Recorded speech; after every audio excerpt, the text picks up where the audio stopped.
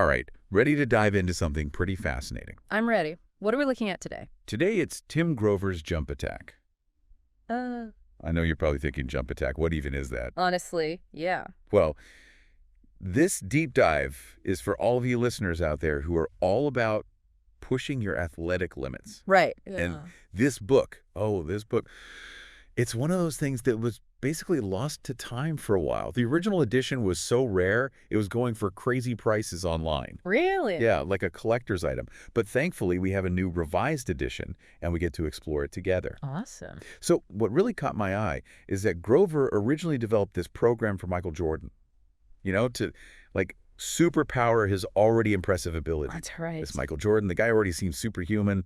What could possibly be improved? Well, he was already incredible, but Grover saw the potential to take him even further. It wasn't just about adding inches to his vertical jump. Okay, so what was it about? You see, back then, nobody was really doing serious resistance training during the basketball season, especially for their legs. The common belief was that playing the game was enough, Yeah, you get enough of a workout just playing, right? That was the thinking. But Grover had a different idea.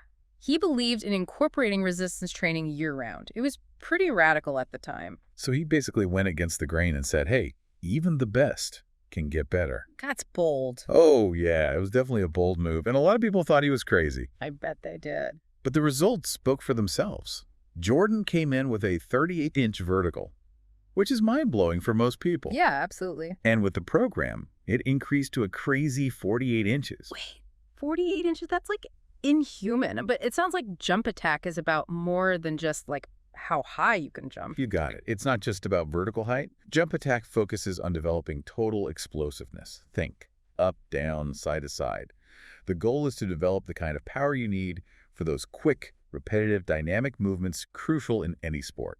So almost like training your body to move like a rubber ball, Yeah, bouncing back with more energy each time you land. that's a great analogy. And that's precisely what jump attack aims to do. It's about that landing, that immediate burst of energy propelling you back upwards.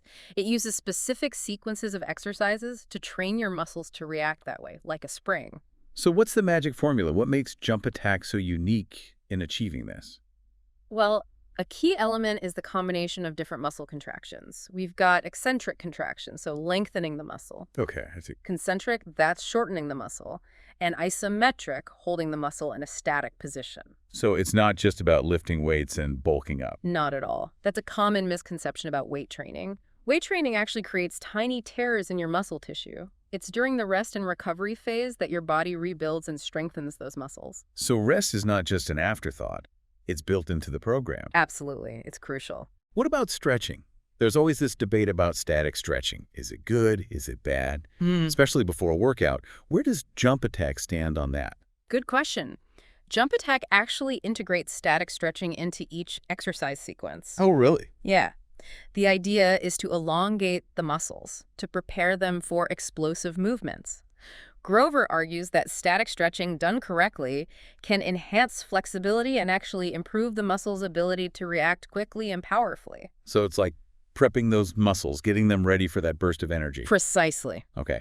Now, from what I've gathered, Grover seems to be a big believer in the mental game too, right? Like, it's not just the physical training, it's having the right mindset. Absolutely. Mental toughness is like 90% of the game. He actually has a whole other book called Relentless that goes deep into this. Relentless. That sounds intense. It is. So what is it about mental toughness that's so crucial? Well, Grover talks about these athletes he calls cleaners. They're super disciplined, have an unwavering drive to succeed. They embrace challenges head on. They're not afraid of hard work, and they're constantly pushing themselves to be better. Cleaners. Yeah. Like the ones who can push past those mental barriers that hold most people back. Exactly. And jump attack isn't just about building physical strength and power. It's about developing that cleaner mentality. That's interesting. And he lays out some pretty intense rules for training in the book, right? He does. One that really stands out is get comfortable being uncomfortable. It's about pushing yourself beyond those limits and embracing the challenge of stepping outside your comfort zone. That's a good one. I like that. Another one is train smart, not just hard. It's not about mindlessly going through the motions. It's about understanding your body, focusing on proper technique, and making every rep count. I can see how those would apply not just to physical training, but to life in general. Well, absolutely. Now, this program is divided into 3 distinct phases: fire, force, and flight. And each phase seems to have a specific purpose, gradually increasing in intensity. So let's start with the first phase, fire. What exactly happens in this phase? The name is pretty fitting, don't you think? It's all about preparing your muscles to, as the name suggests, fire. Sounds intense. So what makes this phase so important? Well, this phase is really crucial for younger athletes especially. Why is that? It helps to lengthen the muscles and get them used to working in the right sequence, building a solid foundation for the more explosive movements that come later. So you're essentially prepping those ligaments, tendons, and joints for all the intense action ahead. Exactly. You're building stamina and, like we talked about before, mental toughness. And, trust me, you're going to feel the burn. I bet. Can you give us a taste of some of the exercises in this phase? Sure. One is the overhead hold. So, you lift weights straight overhead, lock those elbows, squeeze your glutes, and hold that position. Another one is the bicep hold. You raise dumbbells, like a little more than halfway to your shoulders, and hold. It might sound simple, Yeah, it doesn't sound too bad. but try holding it for 60, 90 seconds. You'll feel it. I can imagine. It sounds like mental focus is key here. Yeah. How do you push through those long holds without giving up? It's all about controlling your mind. Grover talks about finding ways to distract yourself from the discomfort. Maybe you focus on your breathing or visualize your goals. Even getting lost in a song can help. It's about pushing through that mental barrier, proving to yourself you're tougher than you think. And this phase lasts for 3 weeks. 3 weeks, then you get a full week of rest. Ah, the light at the end of the tunnel. That's right. Rest and recovery are key, right? Right. Throughout the whole jump attack program. Absolutely. You're not building muscle during your workouts, you're breaking it down. The rebuilding happens during rest. Those days off are just as important as the training days. It's like recharging the batteries, right? Yeah. Can't expect peak performance running on empty. Exactly. But you got to earn those rest days by putting in the work. Absolutely. All right, so you've conquered the fire phase, had your well-deserved week of rest. Now you're ready to move on to force. What new challenges await in this phase? Things start to get a bit more dynamic. This is where we introduce plyometric exercises, those explosive movements that really develop that bounce. Ah, so now we're getting to the jumping part of jump attack. You got it. We're incorporating jumps into specific sequences, training those fast-twitch muscle fibers that are essential for explosiveness. This phase is all about building power and speed. Give us a taste. What kind of exercises are we talking about here? You'll encounter things like attack depth jumps, one-legged butt kickers, and even squat holds paired with box jumps. Squat holds with box jumps. Okay, that sounds intense. Oh, it is. It's training those muscles to work together for maximum explosiveness. You hold that deep squat, building isometric strength, then explode upwards into a box jump. It's tough, but effective. I bet. I can see how the mental toughness from the fire phase would come in handy here. Absolutely. There are some seriously challenging exercises here, physically and mentally. But remember, it's about giving your maximum effort on every single rep. Got to give it your all, or you're not going to unlock that explosiveness. You said it. Now, even during this intense phase, you still have those total body days mixed in, right? For sure. Those total body workouts are essential for building overall strength and balance. Explosiveness isn't just about your legs. It's about your entire body working together. So what can we expect on a total body day in the force phase? We've got things like the plank hold with jump to stand, one-arm dumbbell swings, and deadlifts. A full body experience designed to turn you into, well, a force to be reckoned with. That's the idea. All right, speaking of coordinated power, let's talk about the flight phase. This is where the high-flying movements come in, right? This is where it all takes off. This is where you'll see the most explosive, dynamic exercises. You might even start feeling like you're actually flying. Okay, let's get ready for takeoff. What are we looking at here? Get ready for tuck jumps, switch hand pull-ups, clean to overhead press, and even the Bronco kick tuck jumps. Bronco kick tuck jumps. What are those? That sounds kind of intense. Imagine doing a regular tuck jump, but instead of kicking straight up, you're kicking your legs out in front, like a bucking bronco. Okay, I can see the resemblance. Sounds like a lot of coordination. It is. Exceptional core strength, balance, coordination, the whole package. This is the flight phase, all right. You're taking all that strength, power you build, and putting it into those explosive airborne movements. It's incredible what the human body can do. It really is. But it all comes back to that mental commitment. You got to believe you can achieve those goals. Absolutely. And of course, you can't forget about fuel, right? You can't expect your body to perform at its best if you're not putting the right stuff in. Which brings us to Grover's approach to nutrition. I'm curious, it sounds like there's a lot more to it than just eating your veggies. There is, and that's what we'll dive into next. Grover's no-nonsense approach to nutrition for athletes. It's interesting, most athletes, they get that their diet is super important, but a lot of them struggle to make those healthy choices consistently. Why do you think that is? Is it a lack of information? Or maybe they just don't care enough? I think it's more about feeling overwhelmed. You hear all this conflicting advice, what to eat, what not to eat. It's just too much. So it's like analysis paralysis. You're so caught up in the details, you end up doing nothing. Right. Grover, he keeps it simple. He understands athletes need a plan they can stick with, something practical. So what's the plan? What's the jump attack diet all about? It's not a strict meal plan, more like guidelines, He's got this yes-no food list.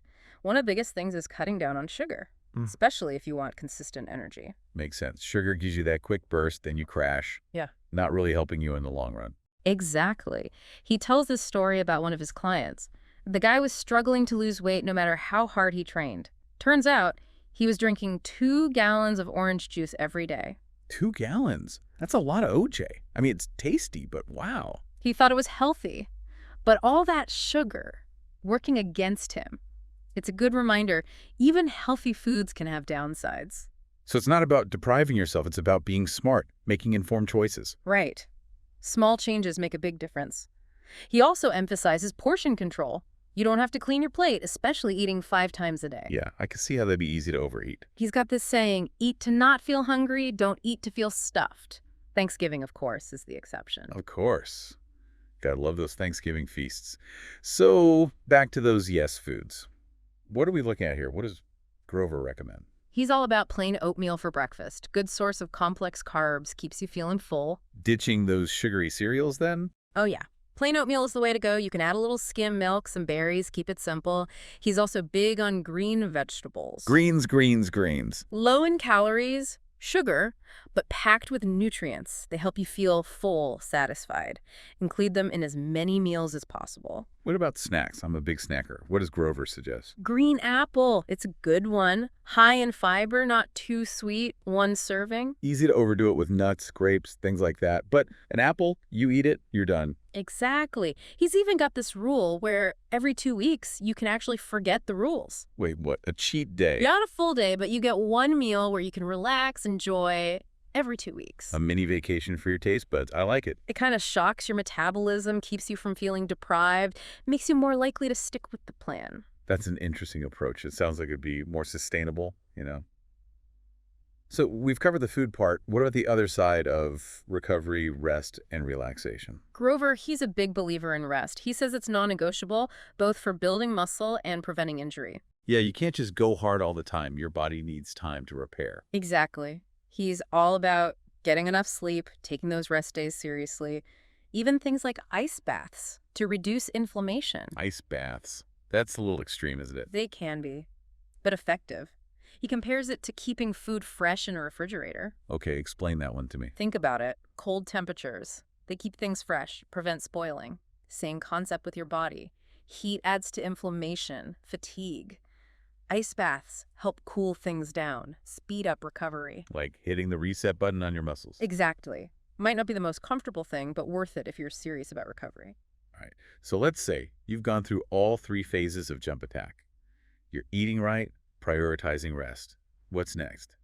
Do you just go back to your old routine? The key is maintaining those gains. You've worked hard to get to this level of explosiveness. Don't let it fade. So it's about consistency, like anything else. Exactly.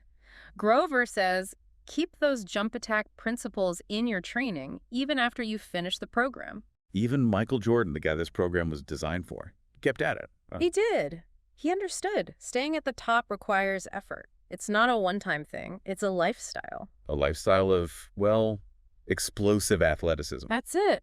Jump attack is about that, achieving and maintaining long-term success, whatever your athletic goal is.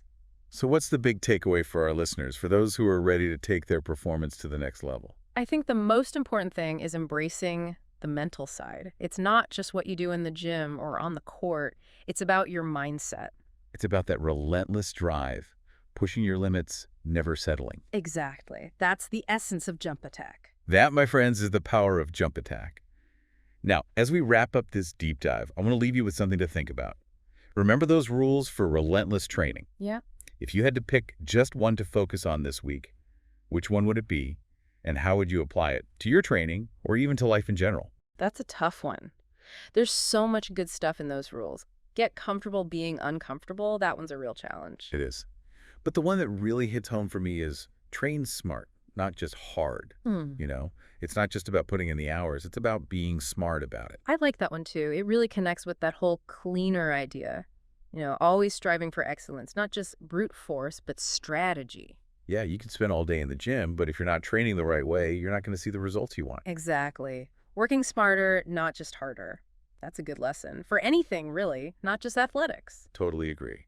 So for anyone listening, if you're intrigued by this whole idea, training like the pros, pushing those limits, physically and mentally, I highly recommend checking out the full book, Jump Attack. There's so much more in there, all the details, the exercises, the whole program. Definitely worth a read. It can be a game changer. And remember, like Rover says, it all starts with that mental commitment. Believe in yourself, embrace the challenge, and get ready to fly. Keep training relentlessly.